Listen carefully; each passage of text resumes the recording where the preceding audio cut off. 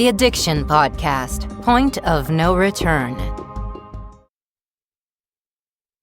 Hey everybody, Joni Siegel here. Excuse me. Thank you for joining the Addiction Podcast this week. Normally these podcasts just kind of go up whenever I can get them edited and put them up. But this podcast today, which is the 25th of September, is especially going up today because we are interviewing Alexis Pleus. And Alexis is the founder of Truth Pharm and also the founder of something called the National Trail of Truth. Trail of Truth. And it's a national event that's happening this coming Saturday, November 27th, 2025, on the National Mall at 7th Street Southwest in Washington, D.C. I don't know if you're anywhere close and you want to go. Might be a good idea, but I wanted you to know about it. It is happening in 2 days. So let's talk to Alexis and find out how she got this whole movement started. But before that, let's have a word from our sponsor. Hi, my name is Amy Newman, and my husband Bobby and I have a business called Newman Intervention Services. We provide intervention services for families who have loved ones struggling with drug addiction. Our goal is to help individuals get the support and treatment they need to overcome addiction and start on the path to recovery. With our personalized and compassionate approach, we guide families through the challenging process of getting their loved one into rehab and onto a road of a healthier future. Together, we can make a positive difference in the lives of those affected by drugs. If you or someone you know is in need of an intervention, don't hesitate to reach out to us.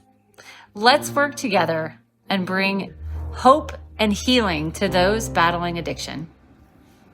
Call 866-989-4499 today and say the word podcast to get a 10% discount. Or go to newmaninterventions.com and type in the word podcast for a 10% discount. This service comes with a free 1-hour consultation with Bobby. Alexis Pleus, thank you so much for taking the time to talk to us today. As I said in my intro, you have an event in 2 days, and I appreciate you taking the time to talk to us because you got to be busy. Yeah, very busy. And thank you so much for having me. As I mentioned, getting the word out is a big part of the work. So I'm really grateful to be here. Absolutely. And this is how many years have you been doing this? So this is our third time in Washington, D.C. We've been doing the event at home in Binghamton, New York for we had our 10th year event this year. So we've been doing it at home for 10 years. This is our third time in DC. And the last time we were in DC was in 2023. Wow. So I know a little bit about your story, but the people listening may not know why you even started this. So tell us what spurred this whole movement with you. Thank you so much. So 11 years ago, I'll start with the worst part of the story. 11 years ago, I lost my son to an overdose. It was the stigma that our family faced while he was alive and in his death, which I was kind of surprised by. That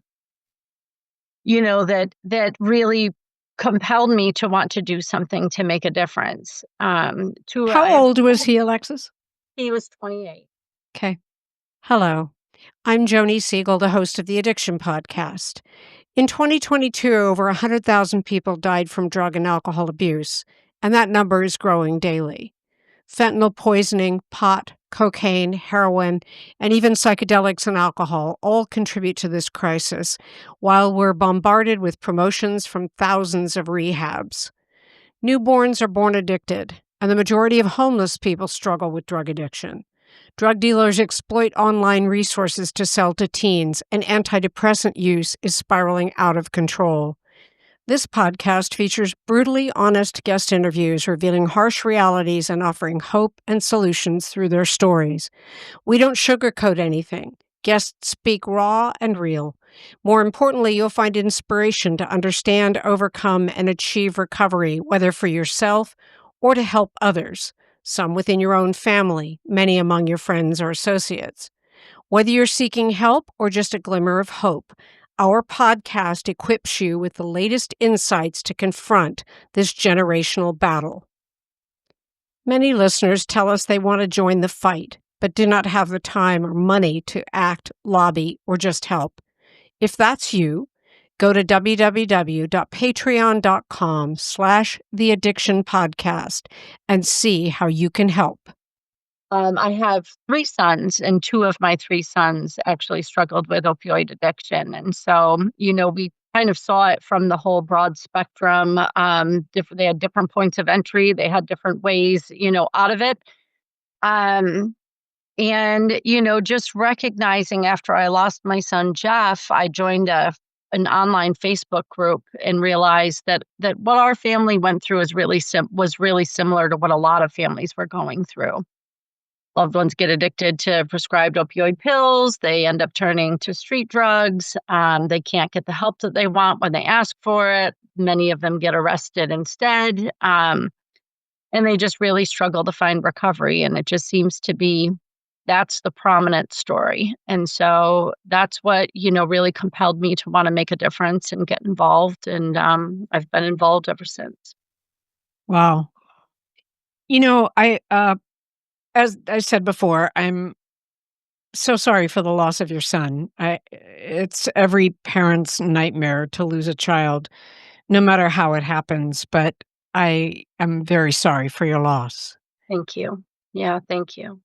But you took that loss, and whereas you could have shut yourself in and not wanted to talk about it or do anything about it, you have started a whole movement, and I applaud you for that.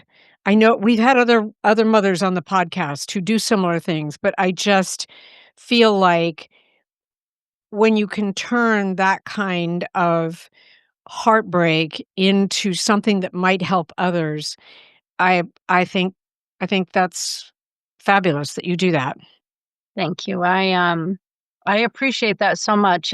I truly feel blessed that I've been given the time and space to be able to do this work. I loved my job before all of this happened, but I can't imagine doing that job at this, when knowing that this is going on in our country and knowing that there's so much to be done. I just this feeds my soul, and it's my form of grief relief is taking action. I can see how that would be. Steve and I have somewhat of a similar viewpoint. We always get asked, "Do you have addiction in your family?" And the answer to that is no, but we don't think it's your problem. I love that. We think it's all our problem, you Yeah, know? I love that. It's And amazing. Thank I you. can't see a lovely woman like you who's gone through what you have and go, "Oh, gee, well, that's on you. That has nothing to do with me," because it does. That's amazing. I appreciate that. And it's something that I say a lot about. I think the tipping point in movements comes when people who are not directly impacted get involved, and feel that compassion for the people who are directly impacted. We need more people than just us to say that this, we need to do something differently. So I really appreciate you doing that. That's right. Well, you're welcome. And so tell me how the, Truth Farm and also the Trail of Truth, tell me how that all kinda came about. Yeah, so Truth Farm was initially, I mean, kind of an accident. I was writing about my son online after I lost him,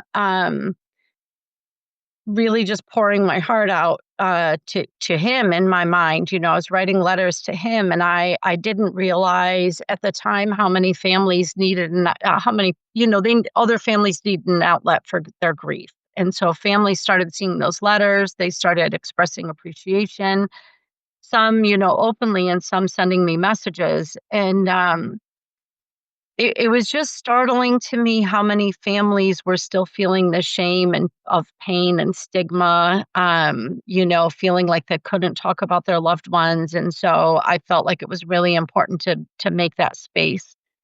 And And so my efforts kind of started out by accident. It was just realizing that as I spoke, people listened and appreciated the voice and appreciated having somebody talk about the issue. As time went on and I was doing research about the overdose epidemic, I started getting angrier and angrier about. You are listening to the Addiction Podcast, Point of No Return. For more information on the podcast or to reach out if you have a story you would like to share with us, go to our Facebook page by the same name, or you can email us at theaddictionpodcast@yahoo.com or go to our website, theaddictionpodcast.com. And please remember to subscribe to our podcast wherever you listen to podcasts and give us a 5-star review. We appreciate you listening to the Addiction Podcast, Point of No Return. We don't do this podcast because we are former addicts. We don't do this podcast because we have loved ones who have suffered from addiction. We do this podcast because we feel that addiction is one of the biggest problems facing the world today, and that no matter who you are, no matter your religion, no matter your income status, no matter your race, no matter anything about you, addiction affects you. Many listeners tell us they want to join the fight, but do not have the time or money to act, lobby, or just help. If that's you, go to www.patreon.com/theaddictionpodcast and see how you can help. The things that needed to be changed and recognizing that our family's story was not unique, that it was what a lot of families have gone through. And I just, felt like something needed to be done. And so initially I thought I was just starting a small community group to try to make some little changes. And I took a break from my engineering job and this work kind of took over my life. And so that's the start of Truth Pharm. And when I started, I'm a structural engineer. When I started it, I kept saying, I don't want to create an organization that's running around picking up the pieces. I want to get at the root cause of the problem. And so Truth Pharm, the desire was to really focus on education and advocacy, because I feel like those are the two things that we really need to do to turn this epidemic around.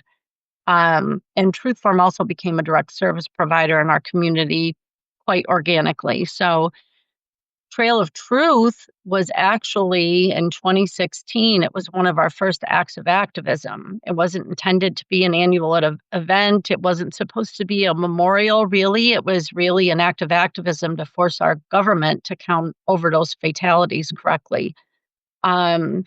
And then after doing that, again, it was this recognition that families needed a place to put their grief. They needed a place to honor their loved ones. They wanted to be able to come together as a community. And that was really the birth of the Trail of Truth. Alexis, let me stop you for a second. Thank you for sharing that.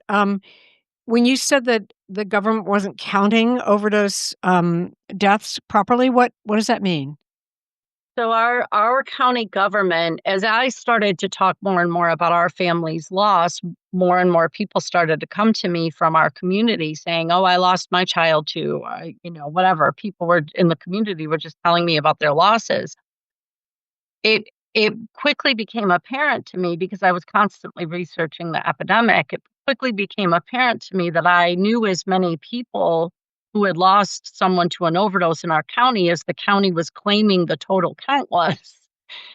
And I was like, this can't be accurate, So I would contact the county and they would deny it. They said, no, their numbers were accurate. So then I got angrier and I put it out on social media. I told community members, contact me when you know of an overdose. And I started tracking them in a spreadsheet. And by the middle of 2016, it was 31 or 32 people that I had known who had died that year. And the county claimed that there were only 16. Ah. Yeah. And for me, it was really frustrating because as an engineer, I knew eventually funding would be based on how bad the problem is. That's right. The problem was not going to help anyone. It wasn't going to create resources. It wasn't beneficial to anyone.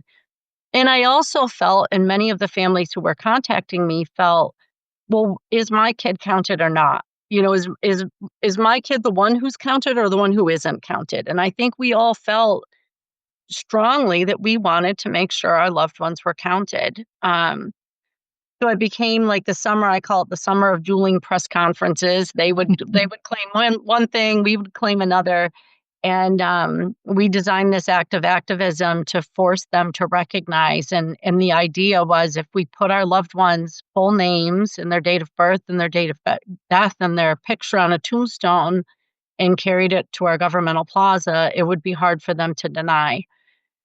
And so that's what we did, and it actually did compel change. Our district attorney did an investigation, and he found that there were 56 overdoses so far that year, so even more than I had thought, which makes sense. I wouldn't know every death in the county.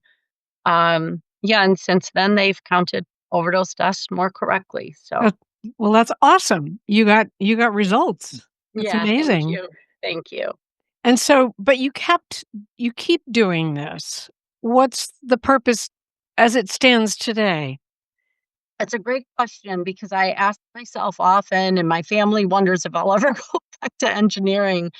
Um, and I don't know, I don't know what is going to be, what the thing is that's going to happen that's going to make me feel like I've done all I need to do. But there's a few basics that I am stunned are still not in place. And I think until those are accomplished, I probably will keep going. But one is immediate access to treatment. When I lost Jeff, only 1 in 10 Americans could obtain treatment when they sought treatment. Today, 11 years later, we've improved that to 2 out of 10 people. And it's so frustrating to me because, the CDC declared this an epidemic in 2011. So we're 14 years in. It's such a basic thing that we need. It's not complicated. It's not a wild request. It's not something weird. It's not innovative. It's just make sure that treatment is accessible for everybody who seeks it. And in this country, if you sought care for a health issue like, a heart condition or diabetes, 8 out of 10 people can obtain the treatment that they're seeking. And that's where we need to be with addiction treatment. That's right. So, in your event on Saturday, what are some of the things that are going to occur that will hopefully move in that direction? Yeah, so this year we're really focusing this year's event and gathering on building unity and healing, and just building the bonds and the families. And we will be talking about advocacy. We will be talking about the things that we need, but not as it's not the focus of our event this year. And we did that intentionally because we feel like there's such a growing political divide, that we really want the event and the movement to be a place that everybody feels welcome. We don't want we just want everybody to feel welcome. We believe very strongly, and we're proving it, that people on the left and right can work together. And This is not a political issue. Right. And that's one of the things, that's why I was smirking when I was saying it, because it's one of the things I've heard since losing Jeff is, this isn't political. People from the right and left lose kids. There's common sense solutions in the middle, yet nobody's implementing them. And people tend to not work together. And it's probably one of my most proud things is the fact that we have actually created a space where moms on the extreme left and moms on the extreme right can come together and have healthy conversations and talk and fight for the things that we all agree with. So the things that we are fighting for with the Trail of Truth is immediate access to treatment, ending medical discrimination, barrier-free access to naloxone, and responsible and transparent spending of the opioid settlement funds. And we have a survey out there, a nationwide survey anybody can fill out, but all the families who submit loved ones fill it out. We have over 4,000 responses, and those are the things that keep rising to the top that people say are the most important things that we need to do to end the overdose epidemic. So they're easy things that people on the right and left agree with, and I think it's time to get it done. I don't Yeah. want to hear excuses from elected officials anymore. It's really time. Yep. And how can people do this survey if some of our listeners want to take the survey? Yep, the survey's right on our trailoftruth.org website. And it's literally one question. What are the things that you think are most important to do to end the overdose epidemic? And it has about 42 options ranging from, you know, like I said, far right to far left solutions. And what we see rising to the top are just common sense solutions. People want immediate access to treatment.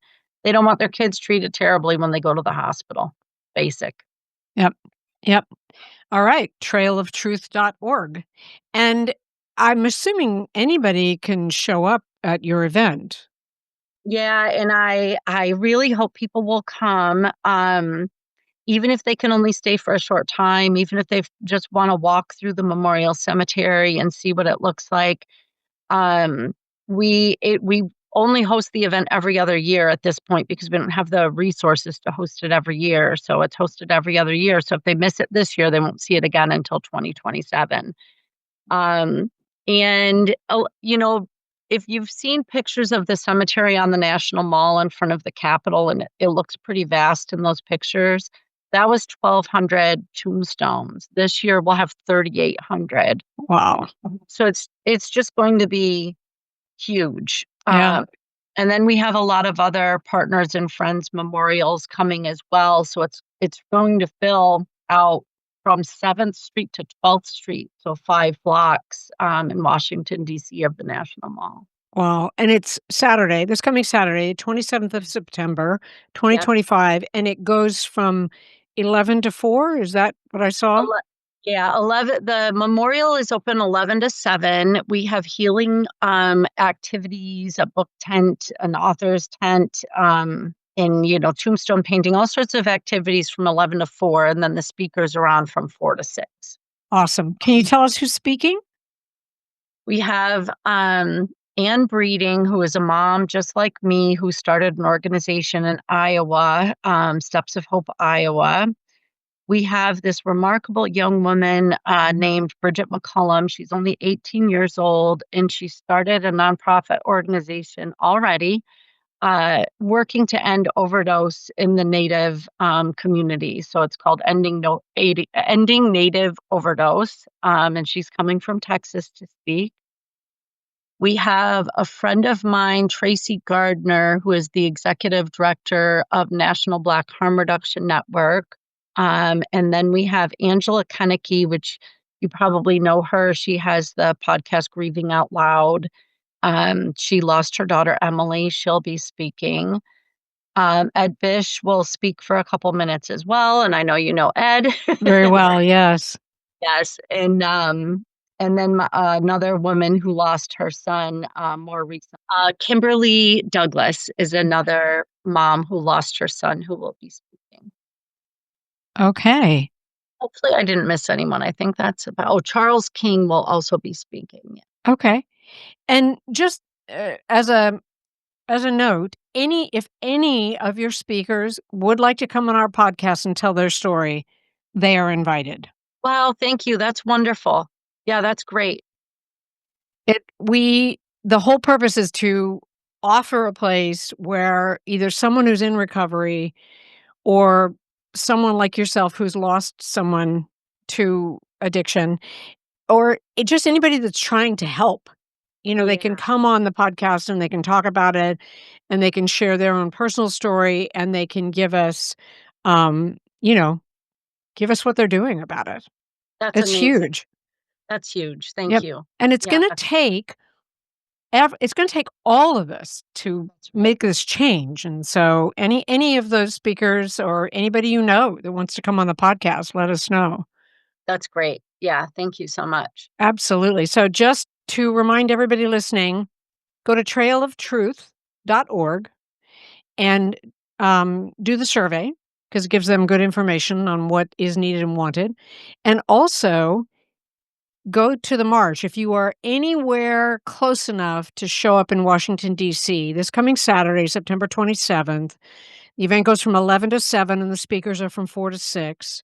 And show your support. Whether you've lost someone to addiction or not, show your support. This is something that affects us all. I don't care who you are. I don't care what your income status, religion, race, anything. It affects you, no matter who you are.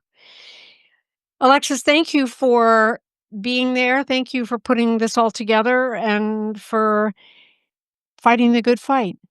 Thank you. Thank you so much for having me on, and thanks for the work you do. Absolutely.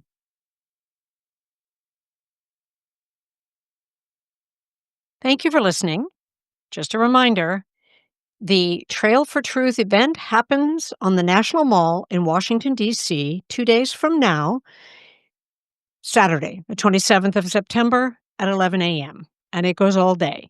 And if you're anywhere close enough to Washington, D.C. to make it, please go and get involved. This is something that affects everyone.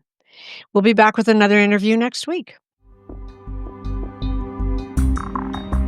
You have been listening to the Addiction Podcast, Point of No Return. For more information, reach out to us on Facebook or go to www.theaddictionpodcast.com. Our email is theaddictionpodcast@yahoo.com.